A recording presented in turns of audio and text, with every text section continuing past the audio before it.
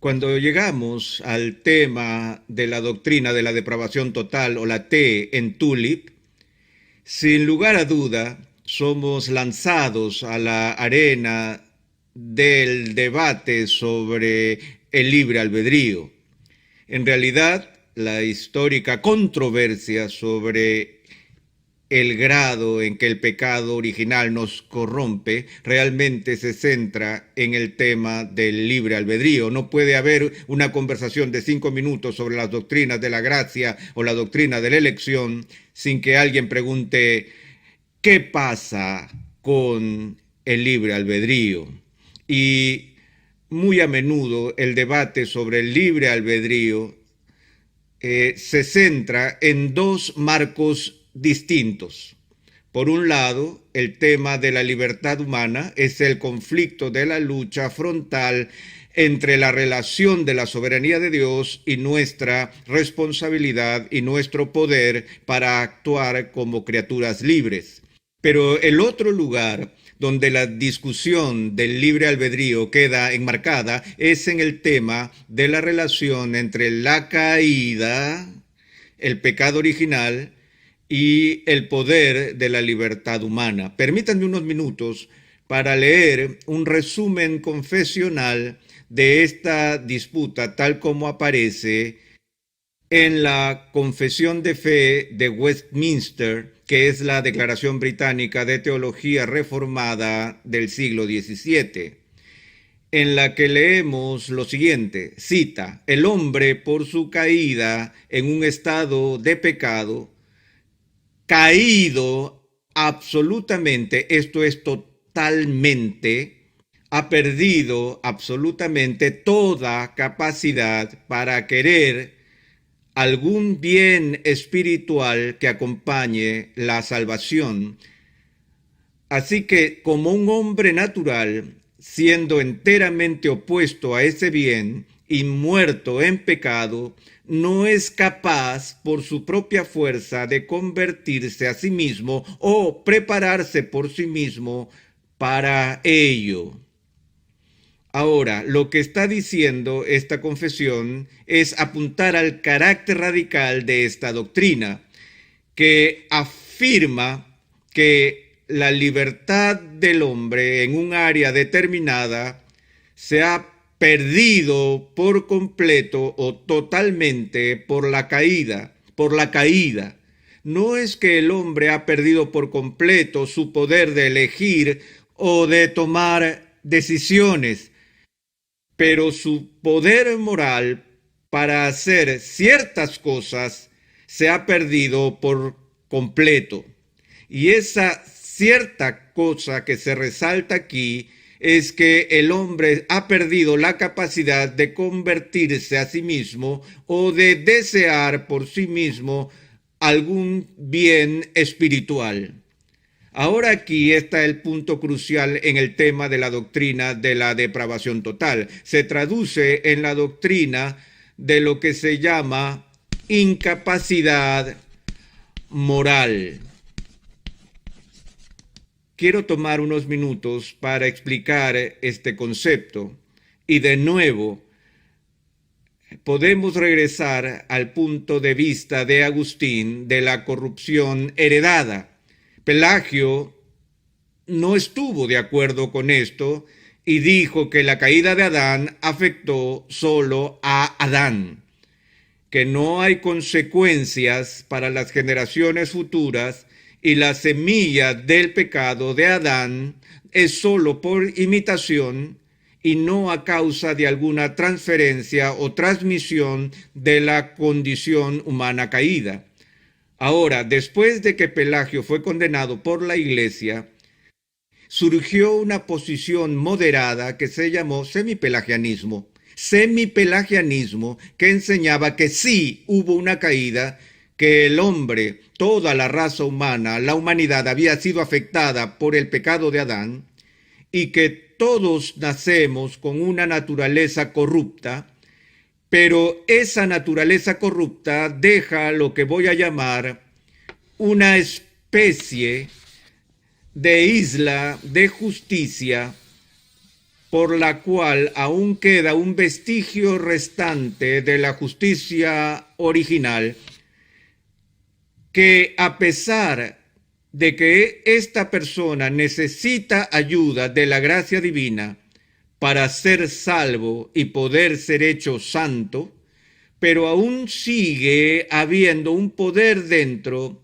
de la voluntad de la criatura que puede cooperar con la gracia de Dios o rechazar la gracia de Dios. Así que en el análisis final, la razón por la cual algunas personas vienen a Cristo y otras no, por la que algunos serán redimidos y otros se perderán, está basada en última instancia en la decisión humana y en ese poder que permanece en la voluntad después de la caída.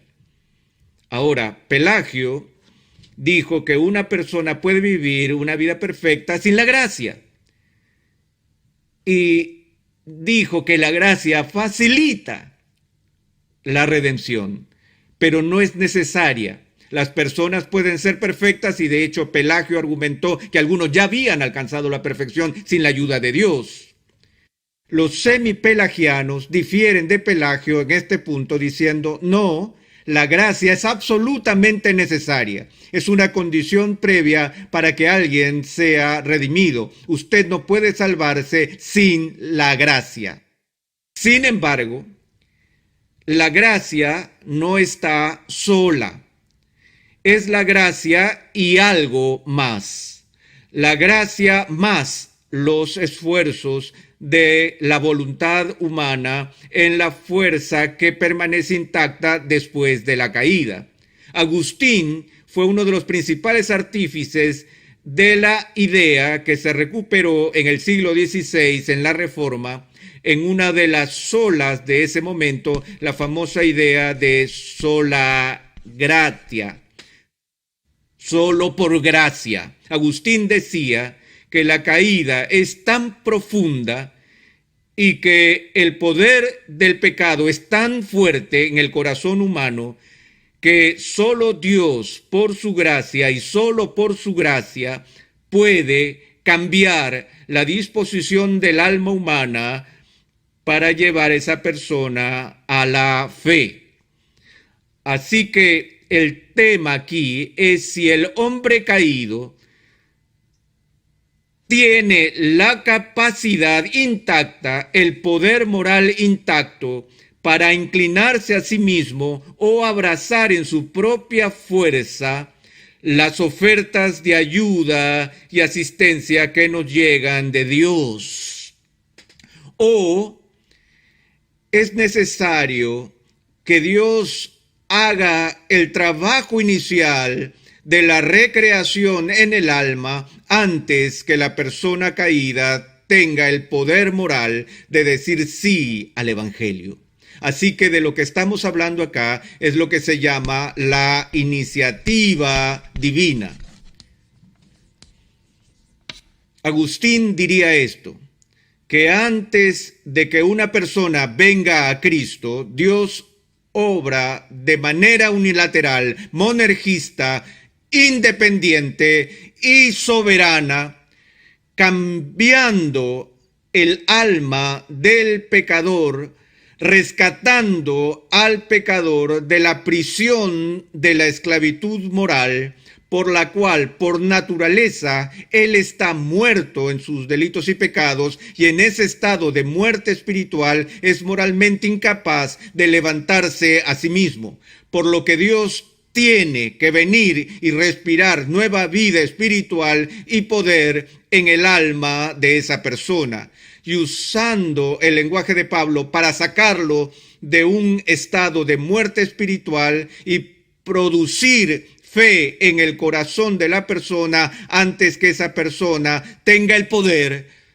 de venir a Cristo. Ahora bien, esas personas vienen a Cristo y eligen a Cristo, vienen voluntariamente y con alegría y todo lo demás, pero no antes o hasta que Dios haga su obra por gracia soberana en llevar a esa persona de la muerte espiritual a la vida espiritual. A eso lo llamamos renacer monergista o regeneración monergista, ¿Qué significa? Que es obra de Dios únicamente y nada hay que pueda hacer para ganarlo, para merecerlo, para lograrlo o para provocarlo. Tengo que dejar este caso, en última instancia, en la gracia de Dios y en la gracia de Dios solamente. Ahora, uno de los textos bíblicos importantes que habla de estos se encuentra en el Evangelio de Juan, en el que Jesús hace una asombrosa declaración.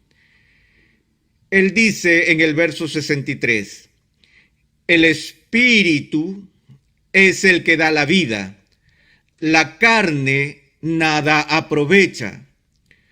Las palabras que yo os he hablado son espíritu y son vida, pero hay algunos de vosotros que no creen, porque Jesús sabía desde el principio quiénes eran los que no creían y quién le había de entregar. Y dijo, por eso os he dicho que ninguno puede venir a mí si no le fuere dado por el Padre. Ahora recordamos la conversación anterior de Jesús con Nicodemo, el que vino de noche.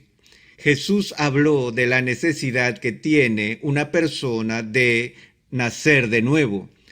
Antes que pudiera siquiera ver el reino de Dios, sin mencionar entrar en el reino de Dios, y en esa discusión con Nicodemo, Jesús le dijo, lo que es nacido de la carne, carne es. Y lo que es nacido del Espíritu, Espíritu es. Y así como Jesús hace este fuerte contraste entre la carne y el Espíritu, asimismo el apóstol Pablo hace lo mismo cuando habla de la metáfora de la batalla que se lleva a cabo entre la carne y el Espíritu en la persona que ha sido convertida. Incluso cuando uno ha nacido del Espíritu, la carne no está completamente aniquilada y esta lucha está en curso, pero hasta que el Espíritu Santo cambie tu vida, todo lo que eres es carne. Esto es lo que Jesús le dice a Nicodemo. En el nacimiento natural, en el estado natural, uno nace en el estado sarx, el concepto bíblico de la carne. En esta condición caída, donde los deseos de tu corazón solo son malos continuamente y de los cuales el apóstol Pablo dice que uno camina según la corriente de este mundo, conforme al príncipe de la potestad del aire y que estamos muertos en nuestro pecado. Esa es la condición de la carne. Ahora aquí en Juan 6, Jesús dice, la carne aprovecha, ¿para qué? Para nada.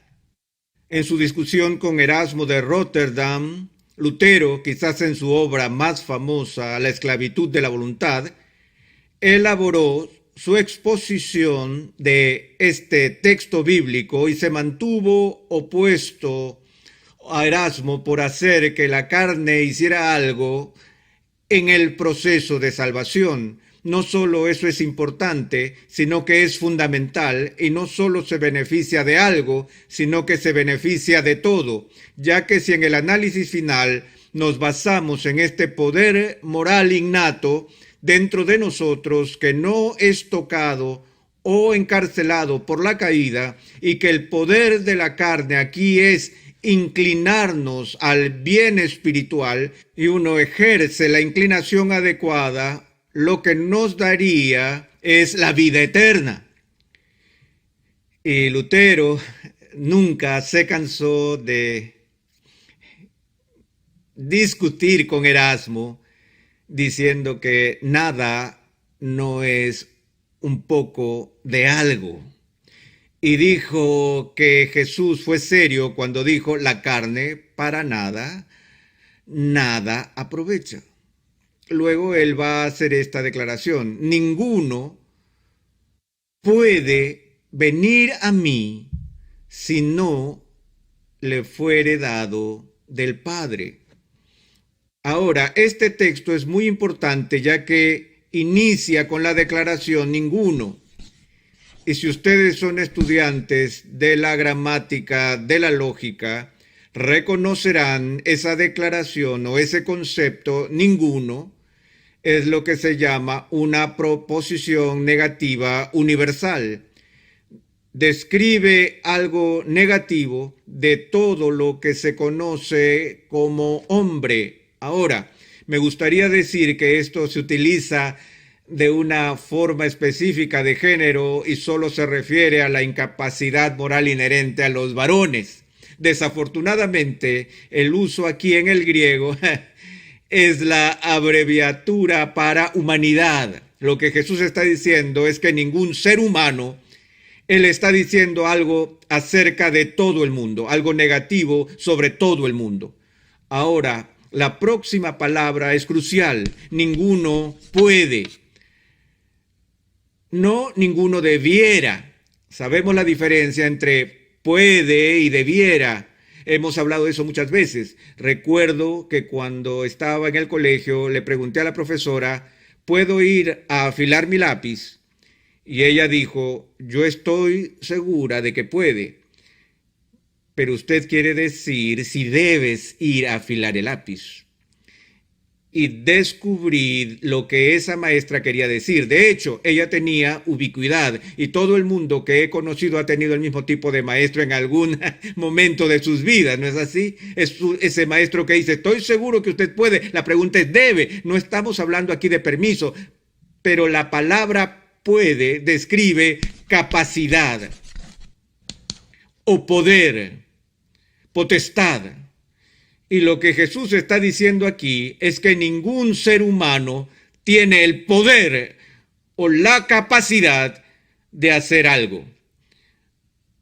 Ahora, estas son palabras fuertes viniendo de los labios de nuestro Señor. No se trata de Agustín o Calvino o Lutero. Este es el mismo Cristo que dice algo acerca de la capacidad del hombre. Y Él dice que ninguno es capaz, ninguno tiene el poder para hacer ¿qué? Para venir a mí. Así que hay una falta de capacidad inherente de algún tipo en los seres humanos para venir a Jesús de algún modo. Ahora, obviamente, cuando Él dice, ven a mí, no está hablando de algo espacial o geográfico. Obviamente ninguno de nosotros tiene la capacidad de ir a Él en su presencia terrenal en Palestina, porque Él ya no está allí. Y Él no estaba diciendo que ningún hombre podía venir y averiguar dónde Él vivía. El venir a mí es la forma en la que Él llama a la gente a que se acerquen en fe para su salvación. No creo que haya algún erudito bíblico que ponga en duda que eso es lo que Jesús está diciendo aquí con respecto a venir a Él. Nadie puede venir a Él a menos que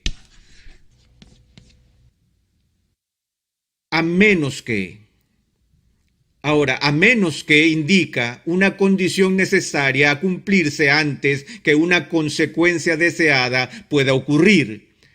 Así que a menos que apunta a un sine qua non, algo absolutamente esencial que tiene que ocurrir antes que una persona pueda venir a Jesús. ¿Y qué es esto? Ahora aquí Él simplemente dice, ninguno puede venir a mí si no le fuere dado por el Padre. Más atrás en el texto dice, ninguno puede venir a mí si el Padre que me envió no le trae o lo atrae, aunque la palabra que se usa allí es la palabra que la mayoría de los diccionarios traducen como la palabra obligar. No es simplemente un incentivo externo como tratar de atraer a la gente a ir a Él. La idea aquí es que Dios tiene que hacer algo en este punto. Dios tiene que habilitar a la persona para venir. Esa es la clave. Que nosotros, de acuerdo a la doctrina de la depravación total, hemos perdido nuestra capacidad humana, natural, para venir a Jesús. Todavía hacemos elecciones, pero tomamos nuestras decisiones según nuestros deseos. Esa es la esencia de la libertad, el poder elegir según nuestros propios deseos o inclinación. Pero es un arma de doble filo. no solo somos libres en el sentido de elegir de acuerdo a nuestros deseos, sino que no podemos no ser libres en ese punto. No solo podemos elegir lo que queremos, sino que la única clase de elección que es una elección real es la elección que se hace según lo que uno desea. Y así todos aún somos personas libres en el sentido de que podemos hacer lo que queramos. Pero esa no es la libertad real a la que el Nuevo Testamento se refiere. No trata el problema de la servidumbre moral, ni lo que el pecado original enseña en la doctrina de incapacidad moral bajo el tema de la depravación total. Esto significa que somos esclavos de nuestros propios deseos. Y por naturaleza no tenemos deseo por Cristo o por las cosas de Dios. Así que libremente lo rechazamos en la medida en que elegimos lo que queremos y lo que no queremos es a Él, a menos que Dios cambie el deseo del corazón. ¿Ven? Por eso es que no se llama incapacidad natural, se llama incapacidad moral. No tenemos el poder o la capacidad de amar el bien. Para que eso suceda, tenemos que ser transformados. Dios tiene que intervenir y en su gracia Él nos tiene que rescatar de la muerte espiritual y la otra metáfora de la esclavitud espiritual. Él nos tiene que dar el don de la fe mediante la creación de una resurrección espiritual en el corazón y en el alma. Y ese es el primer punto del acróstico de la depravación total. Se refiere al grado de corrupción que es tan grave que no hay una isla libre de la esclavitud de la corrupción ubicada en las profundidades del alma humana. Pero hasta que nazcamos del Espíritu, somos carne. Y la única manera de que podemos llegar a la fe es si Dios, en su gracia y solo en su gracia, nos libra haciendo que nazcamos por segunda vez por el poder creador del Espíritu Santo.